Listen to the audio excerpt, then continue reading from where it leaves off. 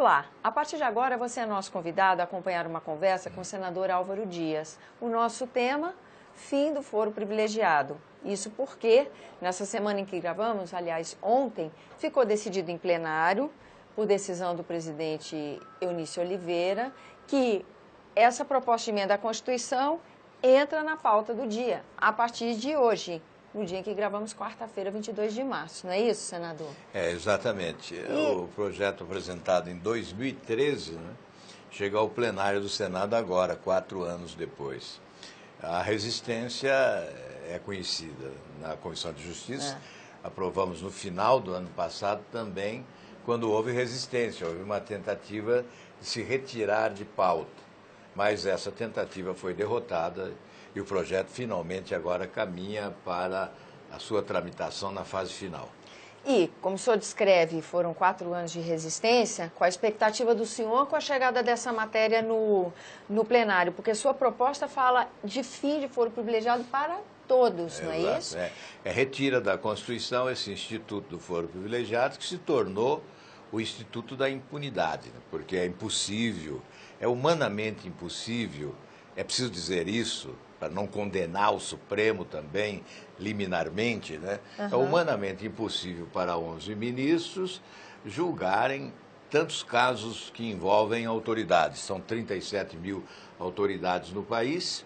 As gavetas do Supremo estão abarrotadas. Por isso, 68% das ações prescrevem e das que são julgadas, menos de 1% a condenação, em menos de 1%. 0,78% dos julgados foram condenados. Portanto, não há mais o que dizer a respeito. É preciso acabar com o foro privilegiado. E como você diz, a nossa proposta retira da Constituição esse instituto do foro privilegiado. Senador, entre algumas reflexões que a gente vê em plenário, é que há que se manter o foro de algumas figuras-chave para que elas tenham estabilidade no seu trabalho, que elas tenham uma certa estabilidade. Então, já se fala hoje, por exemplo, na imprensa, da possibilidade de alguma emenda que chegue aqui estabelecendo alguma espécie de filtro, então o parlamentar ou a autoridade que tem esse foro privilegiado até fique sujeita a um julgamento, mas que antes passe por um crivo do STF. Coisas dessa espécie estão aparecendo agora como sugestões de aprimoramento da sua proposta. Como é que o senhor vê essas ideias? Olha, eu lamento, porque, como diz o Carlos Veloso, né, a verdade nua e crua, não há forma alternativa de acabar com o foro privilegiado. Só existe uma forma, é acabar com o foro privilegiado. Você buscar alternativas que são, na verdade, condescendência ou que preservam privilégios, não atende ao disposto no artigo 5º da Constituição, que diz que somos todos iguais perante a lei. Criar uma vara especial, por exemplo, é instalar um outro pedestal, onde se colocarão brasileiros privilegiados. E esse não é o propósito do povo brasileiro nesta hora, que é uma nova justiça. E nova justiça somente será real se nós acabarmos com o privilégio das autoridades. O senhor me perdoe insistir nesse assunto, mas até para a gente ter um contraponto às críticas do projeto que a gente acompanha por aí. Então, por exemplo, disse que muita gente boa vai se afastar da política. Porque, por exemplo, um prefeito fica sujeito a tantas acusações que podem, às vezes, ser até inconsequentes, até com um interesse político de desestabilizar aquela pessoa que está naquele comando daquele poder executivo, seja governador, seja prefeito, seja o próprio presidente da República, e que as pessoas vão acabar se afastando, as pessoas de bem, em função desses ataques que desestabilizam o trabalho, podem gerar processos sérios, prejudicando aquele projeto que Eu vejo diferente, porque as pessoas de bem não temem a justiça. As pessoas de bem não correm da justiça. Nós temos que olhar o mundo, né? Por que o Brasil tem que ser diferente? Só aqui no Brasil que existe esse problema? Nos Estados Unidos, na Itália, na França, na Alemanha, na Inglaterra, em Portugal. Por que não fazem essa alegação lá? Não é? Eu creio que são pretextos que são buscados, não é, para deformar a proposta e impedir que se alcance esse objetivo.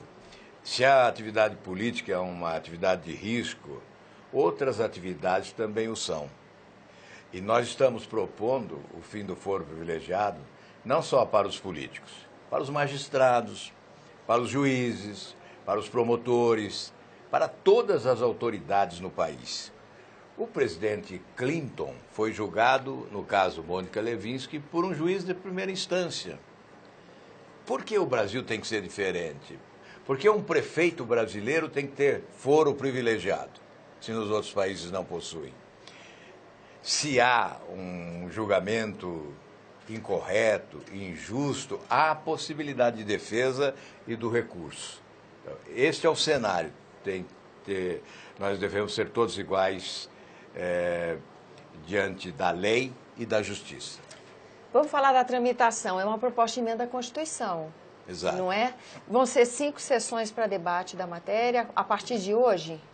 Exatamente. Nós temos 5 sessões, mas podemos ter apresentação de emendas, né? E com isso retorna à Comissão de Constituição e Justiça. E vamos ter aí um enfrentamento, né? Determinadas emendas deverão promover um debate mais intenso, polêmica.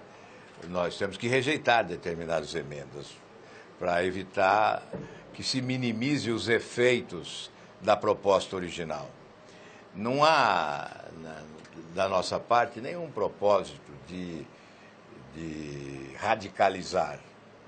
Mas a verdade é que nós temos que acabar com o foro definitivamente. O que alguns pretendem retira do Supremo Tribunal Federal, mas cria-se uma vara especial. E o promotor não pode denunciar, só o Procurador-Geral da República. Aí nós ficamos quase na mesma, né? Não avançamos praticamente nada.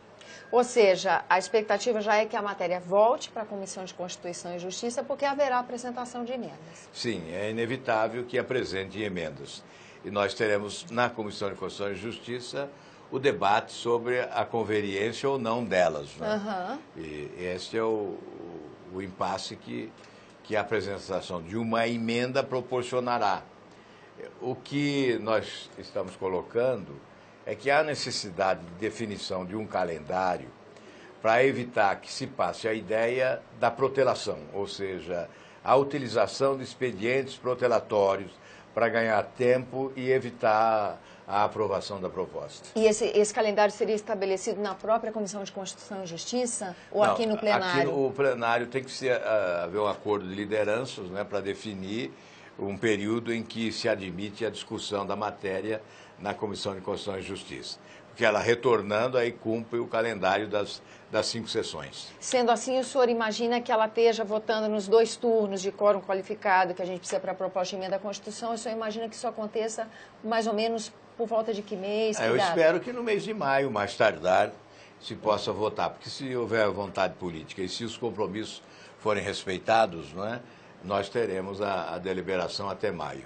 Senador, muito grata pela sua presença aqui no nosso programa. Eu agradeço também a você que nos acompanha. Lembrando que esse é o programa Argumento e você é nosso convidado a fazer sugestões e críticas ao trabalho da TV Senado pelo 0800 61 2211, que é uma ligação gratuita. Lembro também que há a possibilidade de você rever esse e outros dos nossos programas usando o endereço eletrônico senado.leg.br/TV.